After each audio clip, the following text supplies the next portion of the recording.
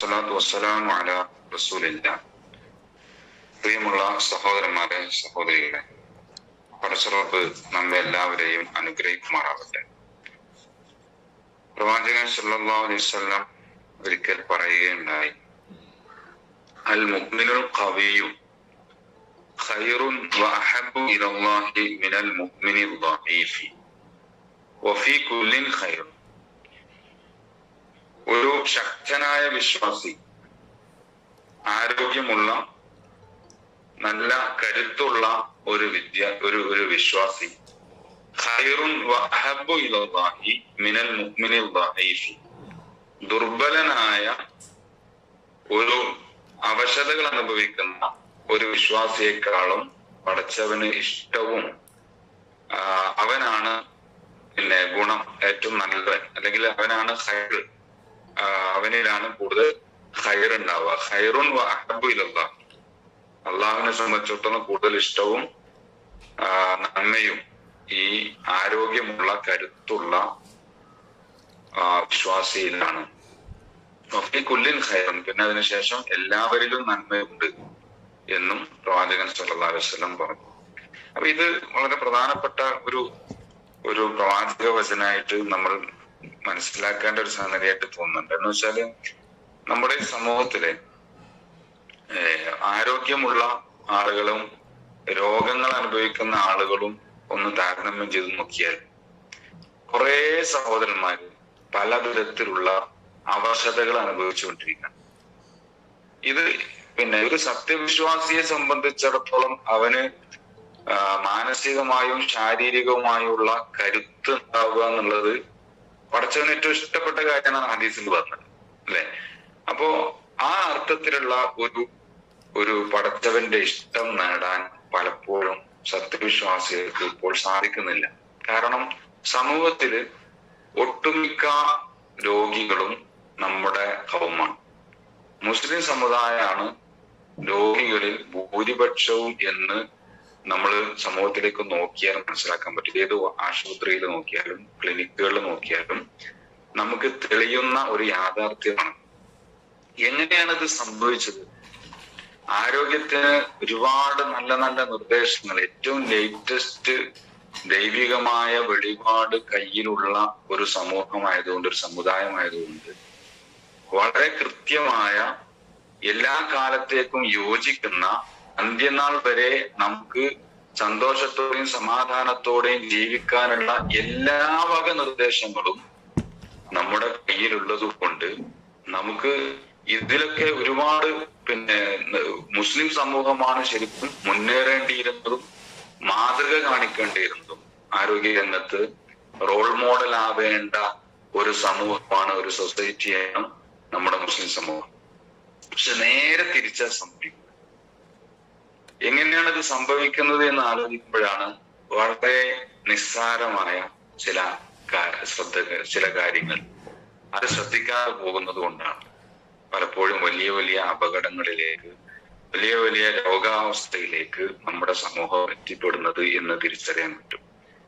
ഇപ്പൊ പ്രവാചകൻ അല്ലാഹു സുബ്ഹാനഹു വ തആല പറയുന്നത് വലാ തുൽഖൂ ബി ഐദീകും ഇല തഹ്ലുക എന്നൊരു ആയത്തിന്റെ ഒരു ശകലം നമുക്ക് ഖുർആനിൽ കാണാൻ കഴിയും. നിങ്ങളെ തന്നെ നാശത്തിലേക്ക് എടുത്ത് ചാടരുത്. നിങ്ങൾ സ്വയം തന്നെ നാശത്തിലേക്ക് എടുത്ത് ചാടരുത്. നിങ്ങൾ തന്നെ നിങ്ങളെ നശിപ്പിക്കരുത്. അതിന് എല്ലാ അർത്ഥത്തിലും നമുക്ക് അതിനെ ഉപയോഗിക്കാം. നമ്മുടെ ആരോഗ്യം നമ്മൾ തന്നെയാണ് പലപ്പോഴും നശിപ്പിക്കുന്നത്. പടച്ചറബ് തന്ന ഈ ശരീരം വളരെ പെർഫെക്റ്റ് ആയിരുന്നു. അതിന് യാതൊരു ന്യൂനതയും ഇല്ലാതെയാണ് പടച്ചറബ് നമ്മെ പടച്ചിട്ടത്. വലഖദ് ഖലഖനൽ ഇൻസാന ഫീ അഹ്സനി തഖ്വീം. ഏറ്റവും നല്ല ഘടനയില്, ഏറ്റവും നല്ല ആരോഗ്യാവസ്ഥയില് നമുക്ക് തന്ന ഒരു ശരീരമാണ് നമ്മുടെ കയ്യിലുള്ളത്. അതിനെ നമ്മൾ എങ്ങനെയാണ് രോഗാതുരമാക്കുന്നത്, ദുർബലമാക്കുന്നത് എന്ന് നമ്മൾ ഒന്ന് തിരിച്ചറിയേണ്ടതുണ്ട് എന്നാണ് വളരെ ഗൗരവത്തിൽ, പ്രത്യേകിച്ച് എന്റെ സഹോദരിമാരോട്. കാരണം സഹോദരിമാരാണ് കൂടുതൽ സമൂഹത്തിൽ രോഗികളായി കാണുന്നത്. ആണുങ്ങളെക്കാളും കൂടുതൽ സ്ത്രീകളാണ്. അതിന് പല കാരണങ്ങളുണ്ട്. അതിലേക്കൊന്നും എല്ലാം കൂടെ പോകാൻ നമുക്ക് ഈ കുറഞ്ഞ സമയം അനുവദിക്കുന്നില്ല. ഏതായാലും ഒന്ന് രണ്ട് കാര്യങ്ങൾ മാത്രം നമുക്ക് സൂചിപ്പിക്കാമെന്ന് തോന്നുന്നു. ഇവിടെ പിന്നെ നമ്മുടെ ഭക്ഷണ രീതിയിൽ ആണ് കാര്യമായിട്ട് ഉള്ള പ്രശ്നം കാണുന്നത്. അല്ലാഹു സുബ്ഹാനഹു വ തആല ഖുർആനില് ഭക്ഷണം കഴിക്കുന്നതിനെ കുറിച്ച് കൃത്യമായിട്ട് നമുക്ക് ഒരുപാട് നിർദ്ദേശങ്ങൾ തരുന്നുണ്ട്. വേറൊരു മതസമൂഹത്തിനും അത് കിട്ടുന്നില്ല കേട്ടോ. അതും കൂടെ നമ്മൾ മനസ്സിലാക്കും. ഇത്ര കൃത്യമായ വ്യക്തമായ നിർദ്ദേശങ്ങൾ ഓരോ കാര്യത്തിനും, ഭക്ഷണം കഴിക്കേണ്ടത് എങ്ങനെ, വെള്ളം കുടിക്കേണ്ടത്, അതേപോലെ പിന്നെ ജീവിതത്തിന്റെ ഓരോ മേഖലകളിലും എന്തൊക്കെ ചെയ്യണം, കൃത്യമായ നിർദ്ദേശങ്ങൾ ഉണ്ടായിട്ടാണ് അതൊന്നും നമ്മൾ ശ്രദ്ധിക്കാതെ പരിഗണിക്കാതെ നമ്മൾ അതിനെ വിപരീതം ചെയ്ത് നമ്മൾ രോഗികളാവുന്നത് എന്ന് നമ്മൾ തിരിച്ചറിയണം. കുലൂ മിൻ ത്വയ്യിബാത്തി മാ റസഖ്നാകും വലാ തതഗൂ ഫീഹി. സൂറത്ത് ത്വാഹ 81-ാമത്തെ ആയത്തില് പറയുന്നുണ്ട്, നിങ്ങൾക്ക് നാം നൽകിയിട്ടുള്ള ഏറ്റവും ഉത്തമമായ വിഭവങ്ങളിൽ നിന്ന് നിങ്ങൾ ഭക്ഷിക്കണം.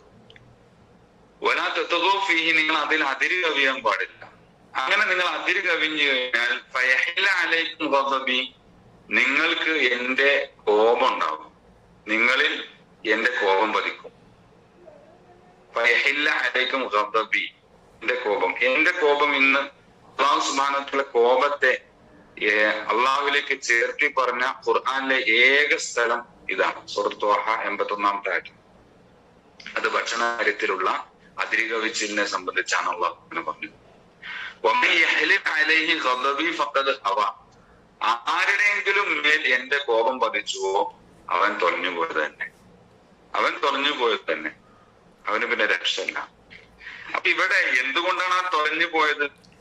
അത് പിന്നെ ഇതില് ഭക്ഷണത്തിന് അതിര് കഴിഞ്ഞത് കൊണ്ടാണ്.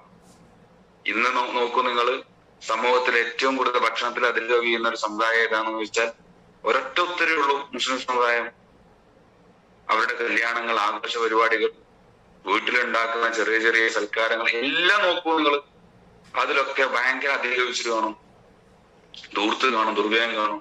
പിന്നെ കഴിക്കുന്ന ഭക്ഷണത്തിന്റെ ക്വാണ്ടിറ്റി, അതും ഏറ്റവും കൂടുതലായിട്ട് ഭക്ഷണം കഴിക്കുന്ന ഒരു കൗമ് നമ്മളാണ്. മറ്റ് ജനവിഭാഗങ്ങൾ ഞാൻ സാമുദായികമായ താരതമ്യം ചെയ്യുന്നത് എന്തുകൊണ്ടെന്ന് വെച്ചാല് ഇതിന്റെ ഗൗരവം മനസ്സിലാക്കാൻ. ഇത്രയും നിർദ്ദേശങ്ങൾ നമുക്ക് കിട്ടിയിട്ടും നമ്മൾ അതിനെ പിന്നെ തീർത്തും അവഗണിച്ചുകൊണ്ട് നമ്മൾ ജീവിക്കുമ്പോൾ ഉണ്ടാകുന്ന അപകടങ്ങളെ കുറിച്ച് മനസ്സിലാക്കാൻ വേണ്ടിയിട്ടാണ്. അള്ളാന്റെ കോപം ഒരടിമയിൽ പതിച്ചു കഴിഞ്ഞാൽ അതന്നെ പറഞ്ഞു, പിന്നെ രക്ഷയില്ല, അവൻ തൊലഞ്ഞു പോകും. അപ്പോ ഈ പിന്നെ അമിത ഭോജനം കൊണ്ടാണ് പ്രഷർ ഉണ്ടാവുന്നത്, അമിത ഭോജനം കൊണ്ട് തന്നെയാണ് ഷുഗർ ഉണ്ടാവുന്നത്. ഇതിനെയൊക്കെ മരുന്ന് കൊണ്ട്, കേവലമായ കുറച്ച് മരുന്നുകൾ ജീവിതകാലം മുഴുവൻ കഴിച്ച് മരുന്നിന്റെ കൂടെ ഇങ്ങനെ ജീവിച്ചു പോയാൽ ഇതിന്റെ അനന്തര ഫലങ്ങളിൽ നിന്ന് നമ്മൾ രക്ഷപ്പെടില്ല എന്നുള്ളതാണ് ഖുർആൻ തന്നെ കൊണ്ടുപോകുന്നത്. ആ കാരണത്തെ തിരുത്താതെ, അതിന്റെ വേരിൽ ചികിത്സിക്കാതെ ഒരിക്കലും മരുന്ന് കൊണ്ട് അതിങ്ങനെ മേക്കപ്പ് ചെയ്ത് കൊണ്ടുപോകാൻ കഴിയൂല. കാരണം കൂടുതൽ അവശതകളിലേക്കും അപകടങ്ങളിലേക്കുമേ ആ രീതി എത്തിക്കുകയുള്ളൂ എന്നത് നമ്മുടെയൊക്കെ ചുറ്റിലുമുള്ള അത്തരം രോഗികളെ നോക്കിയാൽ കാണാൻ പറ്റും, മനസ്സിലാക്കാൻ പറ്റും. അതുകൊണ്ട് ഇത്തരം കാര്യങ്ങളിൽ ഒരു മുഅ്മിൻ ഒരു വയറിനുള്ളത് തിന്നുമ്പോ ഒരു കാഫിർ 7 വയറിനുള്ളത് തിന്നുന്ന റസൂലുള്ളാഹി സ്വല്ലല്ലാഹു അലൈഹി വസല്ലം പറഞ്ഞു. അപ്പൊ ഭക്ഷണത്തിന്റെ രീതി നോക്കിയാൽ തന്നെ നമ്മുടെ ഈമാൻ മനസ്സിലാകും എന്നാം കൂടെയാണ് അതിലൂടെ പ്രവാചകൻ നമ്മെ പഠിപ്പിക്കുന്നത്. അപ്പൊ ഇതിലൊക്കെ ഒരു കാര്യമായിട്ടുള്ള ഒരു ശ്രദ്ധ നമ്മൾ വെച്ച് പുലർത്തുക. പണ്ട് പാടത്തും പറമ്പത്തും നന്നായി വിയർത്തൊലിച്ച് പണിയെടുത്തിരുന്ന ഒരു കാലം ഉണ്ടായിരുന്നു. അന്നുണ്ടായിരുന്ന ഭക്ഷണ രീതി തന്നെ ഇന്നും നമ്മൾ പിന്തുടരുക. ഇടക്കിടക്ക് ഭക്ഷണം കഴിക്കുക, വിശക്കാതെ കഴിക്കുക, സമയത്തിന് കഴിക്കണം എന്നാണ് നമ്മെ പറഞ്ഞ് പഠിപ്പിക്കുന്നത്. നേരത്തിന് കഴിക്കണം, വയറ് നിറയെ കഴിക്കണം, നന്നായി ചോറ കഴിക്കുന്നത്. അമിതമായ അളവിൽ ഗ്ലൂക്കോസ് ഉൾക്കൊള്ളുന്ന അരി ഭക്ഷണങ്ങളാണ് അധിക നേരവും കേരളീയ സമൂഹം കഴിച്ചുകൊണ്ടിരിക്കുന്നത്. അതുകൊണ്ട് തന്നെ പലവിധ രോഗങ്ങൾ പല പേരുകളിൽ അലട്ടുന്നു. എന്നിട്ട് പിന്നെ നമ്മൾ നോക്കുന്ന വീട്ടിന്റെ അടുക്കളയിൽ ജോലി ചെയ്യുന്ന സഹോദരിമാർക്ക് വരെ അധിക ജോലി ഇല്ലാത്തൊരു കാലമാണ്, എല്ലാം മെഷീനുകൾ ഏറ്റെടുത്തൊരു കാലമാണ്.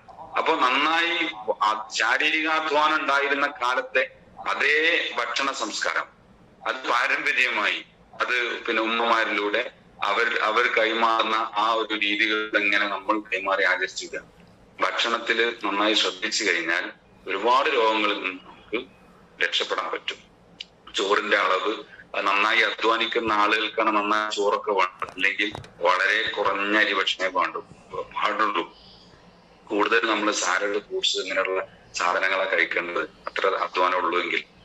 അതും നന്നായി വിശപ്പുണ്ടെങ്കിൽ. വിശപ്പില്ലാതെ ഒരു നേരവും ഭക്ഷണം കഴിക്കാൻ പാടില്ല. അങ്ങനെ കഴിച്ചു കഴിഞ്ഞാലാണ് പല രോഗങ്ങളും നമുക്ക് ഉണ്ടാകുക. ഇത് വളരെ സില്ലിയാണ്, വളരെ നിസ്സാരാണ്. നമുക്ക് എന്തിനാണ് ഭക്ഷണം?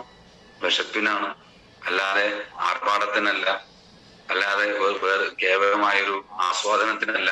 ആസ്വാദനം ഒക്കെ ഇതിൽ ഉണ്ടായിക്കോട്ടെ, രസം ടേസ്റ്റ് ഒക്കെ ഉണ്ടായിക്കോട്ടെ, പക്ഷെ വിശപ്പില്ലാതെ ഭക്ഷണം കഴിച്ചാൽ വലാത്തൊരു കോപി ഐദീകുമില തഹ്ലുക എന്ന് അല്ലാഹ് പറഞ്ഞില്ലേ?